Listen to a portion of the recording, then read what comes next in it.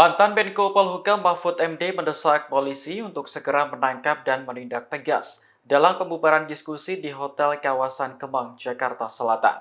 Menurutnya, polisi seharusnya bisa bergerak cepat karena kejadian itu terekam dalam video. Mahfud mengatakan video tersebut menjadi bukti penting bagi polisi untuk mengungkap dalam pembubaran diskusi. Sejauh ini, polisi telah mengamankan 5 orang terduga pelaku. 2 diantaranya yakni FEK dan KW telah ditetapkan sebagai tersangka. Masing-masing berperan sebagai koordinator lapangan dan merusak properti di ruang diskusi. Wakapolda Metro Jaya, Brigjen Pol Jatiwiyoto mengatakan, para tersangka juga ikut menganiaya satpam hotel dan polisi yang berjaga.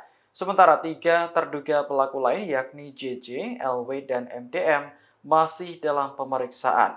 Jati menyebut para pelaku nekat mengubarkan paksa diskusi karena disebut tak berizin serta bertujuan memecah persatuan.